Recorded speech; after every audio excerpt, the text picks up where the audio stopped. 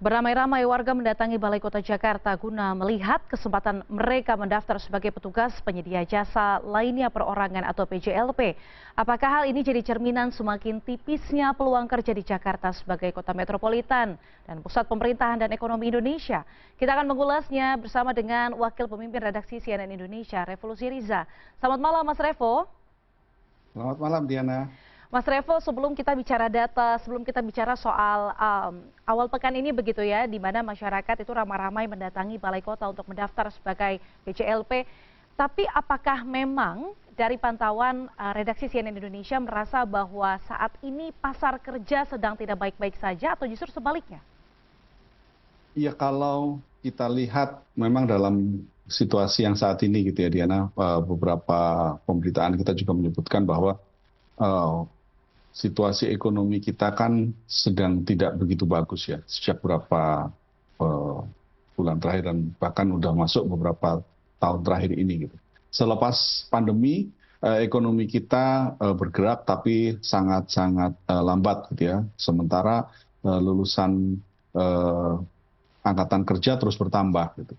Dan ini kemudian kalau kita melihat juga ke realita yang terjadi, PHK terjadi di banyak tempat, di pabrik-pabrik tekstil misalnya, kemudian pabrik sepatu dan beberapa industri yang lain gitu melakukan pemutusan hubungan kerja atau pengurangan karyawan akibat harus menyesuaikan diri dengan situasi ekonomi yang sedang terjadi. Dan ini kan juga membuat angka pengangguran itu bertambah atau bahkan kalau misalkan kita lihat data terakhir gitu kita terjadi penurunan kelas menengah juga menurun gitu ya. Nah di Jakartanya sendiri kita lihat kemarin gitu ya, kalau misalkan kita lihat yang kita saksikan di layar gitu, ratusan orang mengantri untuk mendaftar sebagai pekerja PPSU gitu. Padahal kan PPSU ini ya ini kan bukan pekerjaan kantoran atau bukan pekerjaan kerah putih gitu ya. Tapi kalau kita lihat peminatnya cukup tinggi gitu, ratusan orang. Nah, tentu ini tidak bisa lepas dari situasi perekonomian yang terjadi di tanah air, terutama di Jakarta.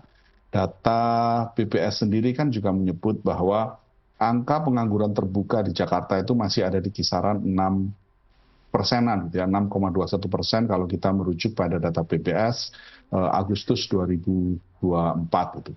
Artinya kalau 6% itu kalau misalkan di ekuivalenkan dengan jumlah orang bisa sekitar 330-an ribu orang gitu ya, yang itu pengangguran terbuka. Artinya orang-orang yang lulusan angkatan kerja yang belum punya pekerjaan. Nah, sementara PPSU ini sendiri kan membuka peluang siapapun bisa melamar, bahkan lulusan SD juga bisa melamar gitu. Nah, tentu yang angka ratusan ribu tadi masih ditambah dengan mereka-mereka yang selama ini bekerja di sektor informal.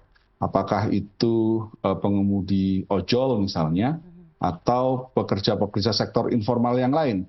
Mereka tentu berharap dengan adanya tawaran gaji yang cukup relatif tinggi sesuai dengan UMP Jakarta, yang mana tentu kalau saat ini sekitar 5 jutaan gitu ya, tentu mereka berharap dengan menjadi pekerja PPSU, mereka mendapatkan kepastian pendapatan bulanan, kemudian juga mungkin ada tunjangan-tunjangan lain, gitu. Tunjangan-tunjangan lain seperti mungkin kesehatan, BPJS kesehatan dan lain sebagainya. Yang pasti mereka mendapatkan angka tetap. Nah, ini artinya yang tadi mereka-mereka yang masuk dalam kategori angka pengangguran terbuka masih ditambah dengan mereka-mereka yang bekerja di sektor informal yang ingin mendapatkan kepastian kerja, membuat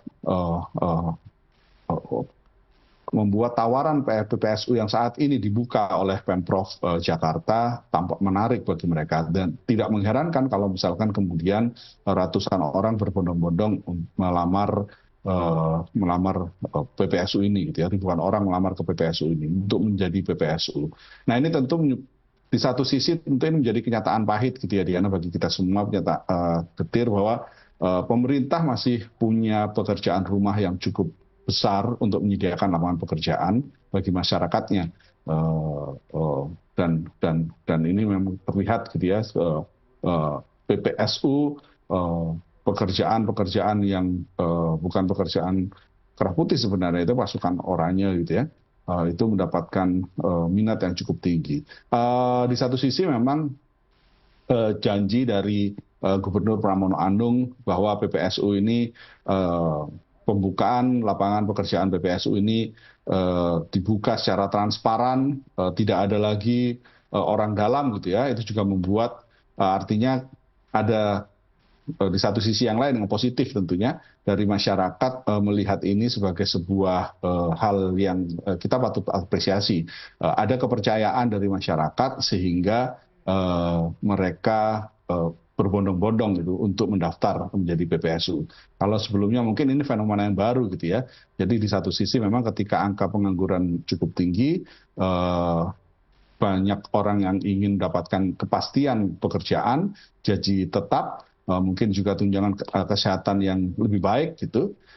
Di sisi lain, ketika pemerintah Provinsi Jakarta menjanjikan bahwa semuanya ini dilakukan dengan cara transparan, mendapatkan respon yang positif. Ya, kita berharap memang ada beberapa hal gitu ya, bahwa pelaksanaan penerimaan secara transparan ini menjadi sebuah tradisi yang ditingkatkan gitu, dipertahankan dan ditingkatkan. Di sisi lain juga kita berharap bahwa pemerintah, baik itu pemerintah provinsi maupun pemerintah pusat, itu bisa membangun sebuah ekosistem yang baik, sehingga investasi bisa masuk, sehingga itu pada ujungnya nanti juga bisa membuka lapangan-lapangan pekerjaan baru untuk masyarakat Indonesia.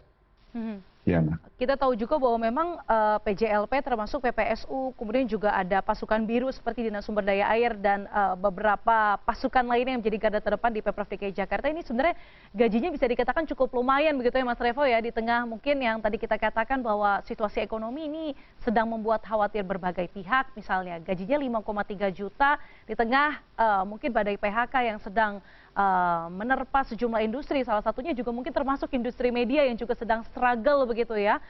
Tapi sebenarnya Mas, ini ada data yang sebenarnya cukup membingungkan kalau kita baca satu persatu begitu ya Mas ya. Kalau bicara data Kementerian Ketenagakerjaan secara nasional ini kan di tahun 2024 itu ada kurang lebih 77.000 orang di PHK, kemudian paling banyak justru nih di Jakarta yang merupakan disebutnya sentra ekonomi, pusat pemerintahan begitu ya. Di Jakarta ini ada 17.000. Tapi di sisi lain Menaker pada Maret lalu ini menyebutkan ada 341.000 lowongan pekerjaan. Nah, sebenarnya apakah memang ini lowongan pekerjaannya yang kurang mengakomodir misalnya pasca Lebaran mereka kaum urban yang baru datang, atau seperti apa melihatnya sih Mas?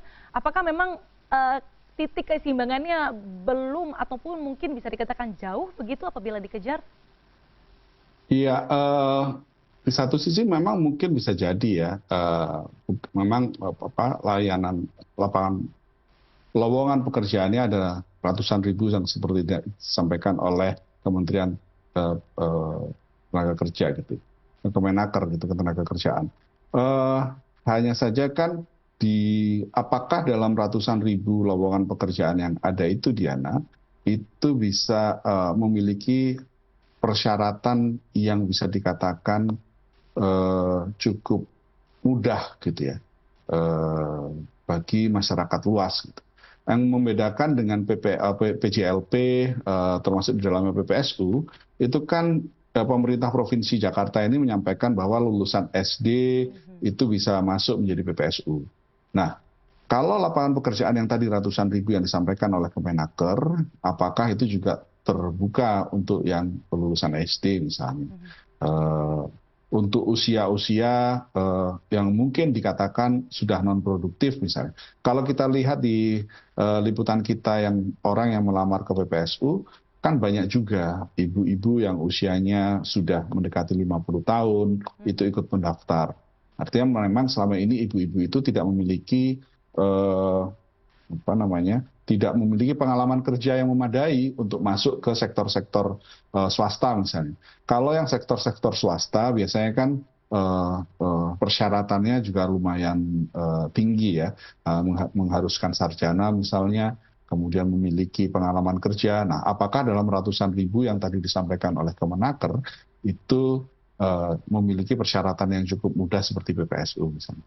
Nah, ini kan kondisi kalau misalkan kita lihat angka pengangguran terbukanya sendiri. Nah, angka pengangguran terbuka ini kan artinya orang-orang lulusan sekolah yang memang belum memiliki angkatan kerja, yang belum memiliki pekerjaan gitu.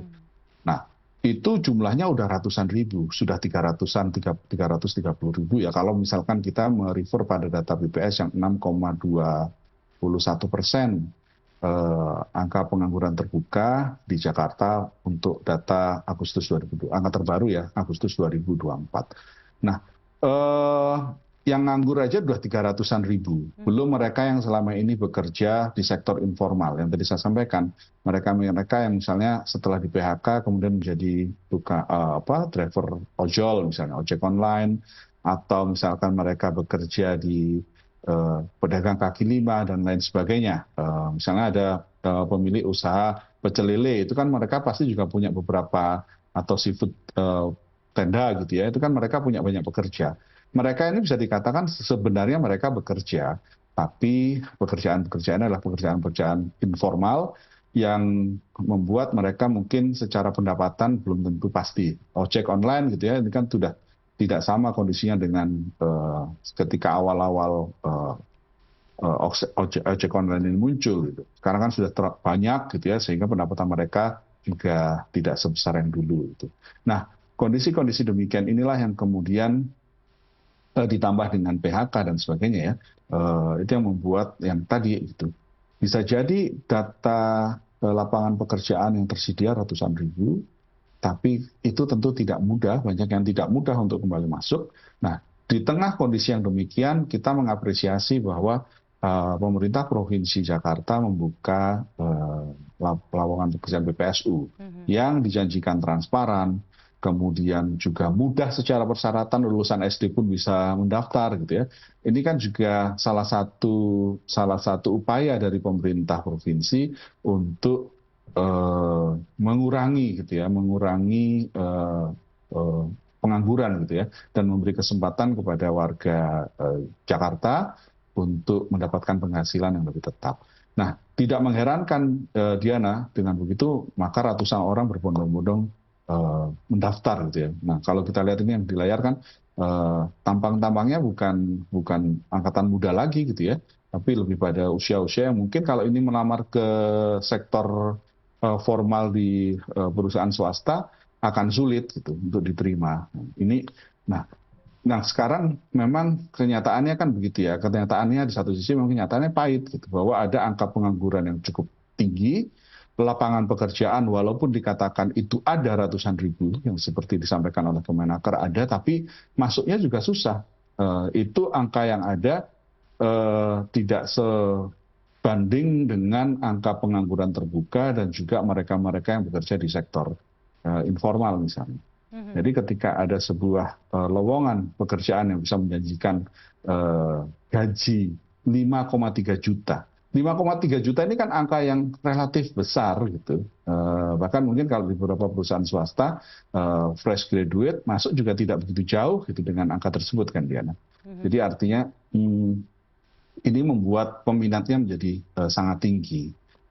Yang kita harapkan memang kemudian apalagi nanti terobosan-terobosan yang bisa dilakukan oleh pemerintah, tidak hanya menyediakan lapangan pekerjaan bagi warganya, tapi juga mungkin yang lebih penting bagaimana membangun ekosistem lain sehingga iklim atau iklim ekosistem berbisnis itu tumbuh dengan baik, dan itu membuat tumbuhnya lapangan pekerjaan baru. Karena kita tahu memang angka pengangguran di kita tinggi ya Diana. Itu hal yang tidak kita bisa pungkiri saat ini. Oke, artinya langkah-langkah baru, terobosan-terobosan baru, mungkin salah satu yang dilakukan oleh Pemprov DKI Jakarta ini mampu, ataupun kita harapkan begitu ya Mas Revoy, untuk bisa mampu menyentuh masyarakat yang sekiranya mungkin belum bisa terkualifikasi di lapangan pekerjaan yang mungkin tersedia saat ini, tentunya untuk bisa menghadirkan sistem ekonomi dan juga supaya setiap warga Indonesia dapur rumahnya tetap bisa ngebul. Terima kasih banyak Wakil Pemimpin Redaksi CNN Indonesia Revolusi Riza untuk malam hari ini di CNN Indonesia Prime News. Terima kasih kembali Diana dan teman-teman.